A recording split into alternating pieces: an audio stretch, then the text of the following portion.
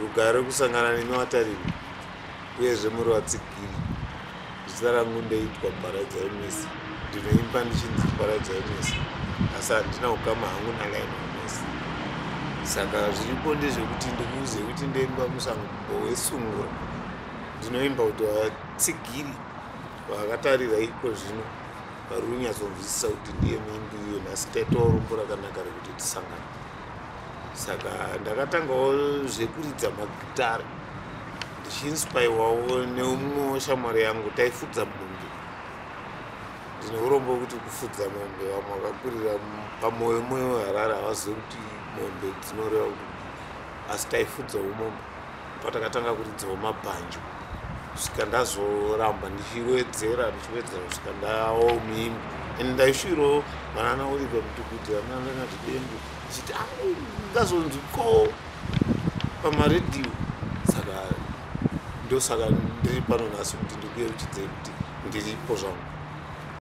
Vadiwa vatariri, nerudo nevimbo yekuti muri kufara chaizvo kana kuti hamusi kufara handizivi, asi kusangana ndichitaura sezvazviri nhasi. Ndiri muimbi wesungura. Ndini ndakaimba masongs anobatanidzira tese tiri Huruva, vanana Maripesaniso, vanana Chauta, vanana Goneso, nemamwe acho ndoimba kuti muri kumaziva. Asi mucherechedzo uripo ndewekuti tasangana tichitaura nemi kana kuti ndichitaura muchiteerera. Ndo zviripo kuti inini ndinonzi Paradzai Mesi. Ndakaberekwa kumazowe, ndakakurira kumuzarabani, nanhasi ndiriko. Ndakwanisawo makore anosvika 50 years muna June adarika iyi.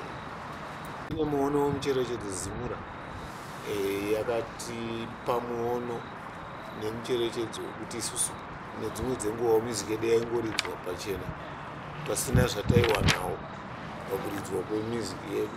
Asi pari zvino ZIMURA inotibatsirawo kuti kokorodzerawo kamuripo kekuti miziki yedu ikashandiswa tinowanawo something chatinowana kurarama nacho tichiraramisawo mhuri dzedu.